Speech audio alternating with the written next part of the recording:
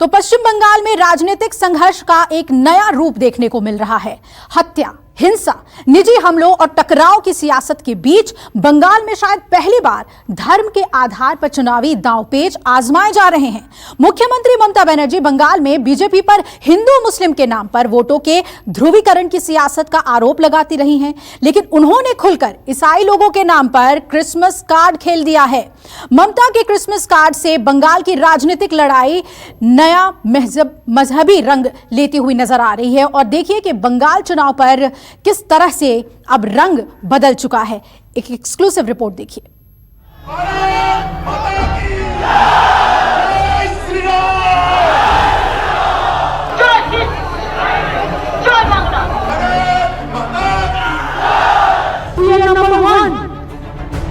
If I ask my Christian people whether they didn't have the sentiment, in our state it is chutti. But this government, BJP government came and they cancelled this. Why? सबसे पहले था बेमिसाल Bengal.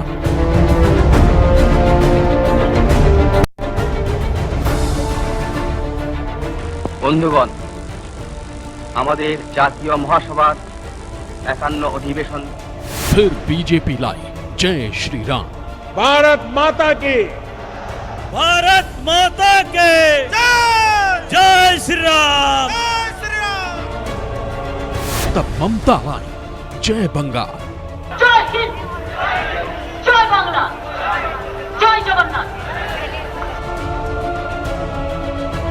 BJP बोली जय काली, जय बंगाली।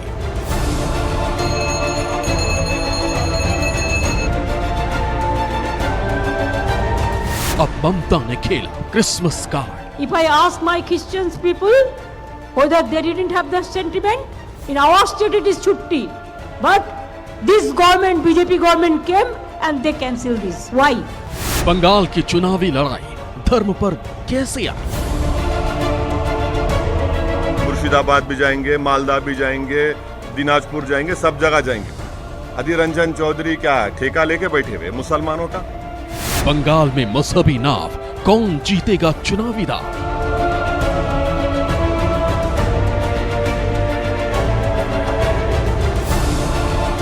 बंगाल में धर्म की राजनीति या राजनीति है धर्म?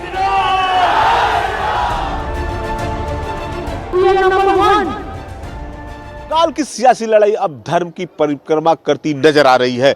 बीजेपी पर सियासत के लिए मजहबी के संघर्ष का आरोप लगाने वाली ममता ने खुद अब क्रिसमस कार्ड खेल दिया है। ममता जानती है कि बंगाल में ईसाई वोट बैंक ना के बराबर है, इसलिए क्रिसमस की छुट्टी तो बहाना है, मोदी सरकार पर असली निशाना है। बंगाल में सियासत की भट्टी पर धार्मिक आंच का धुआं धधक रहा है। बीजेपी से दो हाथ करने की तैयारी। मुख्यमंत्री ममता ने मजहबी आंच को ईसा मसीह के नाम पर नई हवा दी है। कोलकाता के एलन पार्क में क्रिसमस कार्निवाल का उद्घाटन किया, फिर मौके पर चौका मारते हुए मोदी सरकार पर ईसाई धर्म के बहाने निशाना साधा। Everybody is having their sentiment. If I ask my Christian people whether they didn't have the sentiment, in our state it is chutti. But this government, BJP government came and they cancelled this. Why? Why? What is the harm of the Christian people? This festival, it is celebrated throughout the world.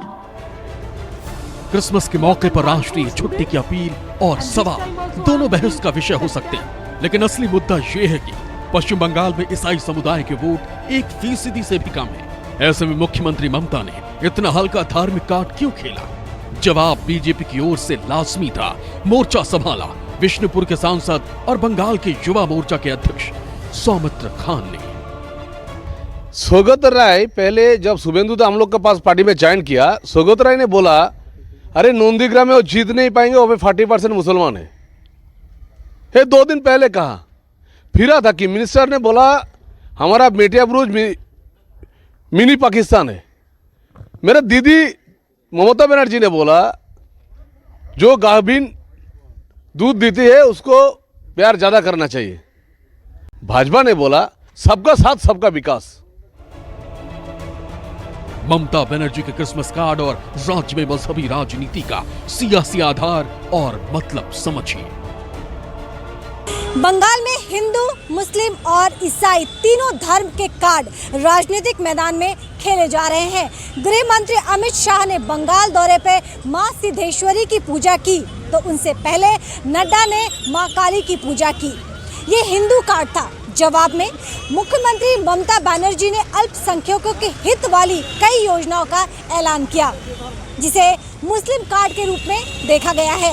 और अब ममता ने Christmas के नाम पर राष्ट्रीय छुट्टी मांगते हुए मोदी सरकार को घेरने वाला दांव चला है।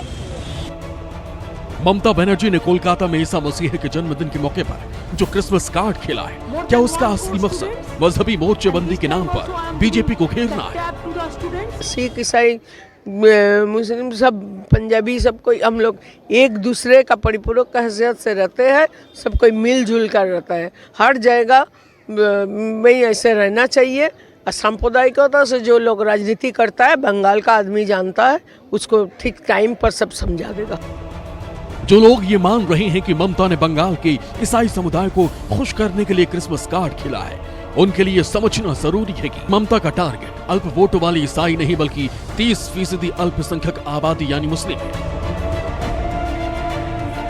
टीएमसी ने ईसाई कार्ड तो सिर्फ नाम के लिए खेला है। दरअसल वो अपने 41% मुस्लिमों का वोट बैंक बचाने की कोशिश में है, क्योंकि उन्हें पता है जिस तरह ईसाइयों के नाम पर धार्मिक कार्ड खेला है, उसी तरह अगर मुस्लिम कार्ड खेला जाए तो बीजेपी ध्रुवीकरण की हवा को सियासी तूफान में बदलने की कोशिश करेगी, जिससे ममता को भारी नुकसान हो सकती है। बंगाल में फिलहाल हर दल की ओर से धर्म की राजनीति चल रही है। ऐसे में ममता के लिए दो तरफा मुश्किलें। एक ओर अपने परंपरागत हिंदू वोट बैंक को बीजेपी से बचाने की चिंता है, तो दूसरी ओर मुस्लिम वोट बैंक में सेंध लगाने की तैयारी कर रहे ओवैसी से चुनौती मिल रही है। हम आ रहे बंगाल को, आ रहे अब बराबर आएंगे बंगाल को। मुर्शिदाबाद भी जाएंगे, मालदा भी जाएंगे, दिनाजपुर जाएंगे, सब जगह जाएंगे। अधीर रंजन चौधरी क्या ठेका लेके बैठे हुए मुसलमानों का? साहित्य और संघर्षों के लिए मशहूर पश्चिम बंगाल की सियासी लड़ाई अब चिंताजनक रूप से धर्म के आसपास सिमटती हुई नजर आ रही है। धर्म और संप्रदाय पर आधारित राजनीति सियासत चमकाने के लिए भले ही फायदेमंद लगती हो, लेकिन समाज और राष्ट्र निर्माण को सिर्फ राष्ट्र हित वाली राजनीति ही सूट करती है। नॉर्थ 24 परगना से चंद्रशेखर तिवारी, आसनसोल से अमरदेव पासवान के साथ मनोज पांडे, न्यूज 24 कोलकाता। तो 2021 में बीजेपी या टीएमसी अपनी चुनावी नाव पार लगाने के लिए कई मोर्चों पर धर्म आधारित मुद्दों और रणनीति पर जोर दे रहे हैं। किस तरीके से? टीएमसी की 30% मुस्लिम आबादी पर नजर है, वहीं बीजेपी की बात करें तो 68% हिंदू आबादी पर बीजेपी नजर बनाए हुए है। और अगर टीएमसी के सामने 41% मुस्लिम वोट बैंक को संभालने की चुनौती है, तो वही बीजेपी का हिंदू बहुल क्षेत्रों में वोट बैंक बढ़ाने का मिशन है। वही टीएमसी की ममता सरकार ने अल्पसंख्यकों के लिए करोड़ों रुपए की योजनाएं चला रखी हैं, तो बीजेपी हिंदुत्ववादी मुद्दों पर चुनाव प्रचार शुरू कर चुकी है, जो देखने को मिल रहा है। टीएमसी ने क्रिसमस कार्ड खेलकर अल्पसंख्यक सियासत वाला संदेश दे दिया है, तो वही बीजेपी ने मंदिरों और मठों में जाकर हिंदूवादी सियासत का संदेश दिया है। टीएमसी की बात करें तो टीएमसी की ओर से ममता सरकार ने दुर्गा पूजा क्लबों को करोड़ों रुपए की आर्थिक मदद दी है। वहीं बीजेपी की ओर से भी दुर्गा पूजा वाले क्लबों से पीएम का संवाद हो चुका है। टीएमसी की ओर से मुस्लिम वोट बैंक को ओवैसी से बचाने की कोशिश जारी है, तो वहीं बीजेपी राष्ट्रवादी मुद्दों से हिंदू वोट बैंक के ध्रुवीकरण की कोशिश कर रही है। और किस तरह से? तो टीएमसी हिंदू मुस्लिम एकता वाली सेक्युलर छवि बरकरार रखने की कोशिश कर रही है, जबकि बीजेपी रामनवमी और मूर्ति विसर्जन पर विवादों से टीएमसी पर हिंदू विरोधी होने का आरोप लगा रही है। टीएमसी ने 2011 में लेफ्ट से हिंदू और मुस्लिम वोट बैंक दोनों छीने थे। वहीं बीजेपी ने 2019 के लोकसभा चुनाव में टीएमसी के हिंदू वोट बैंक में सेंध लगाई है। टीएमसी ने बंगाल की दहाड़ प्रचार अभियान से बीजेपी को बाहरी बताने की कोशिश शुरू कर दी है। वहीं बीजेपी ममता सरकार पर धार्मिक बंटवारे का आरोप लगाकर घेरने की कोशिश कर रही है। वहीं टीएमसी 2019 लोकसभा चुनाव में 164 विधानसभा सीटों पर आगे रही। वहीं बीजेपी ने 2019 में 121 विधानसभा सीटों पर अपनी बढ़त बनाई। टीएमसी के सामने बीजेपी की 2019 वाली बढ़त को 2021 में रोकने की चुनौती है, जबकि बीजेपी के सामने 2019 वाली बढ़त को 2021 में और बढ़ाने की चुनौती है। नमस्कार, मैं हूं मानक गुप्ता।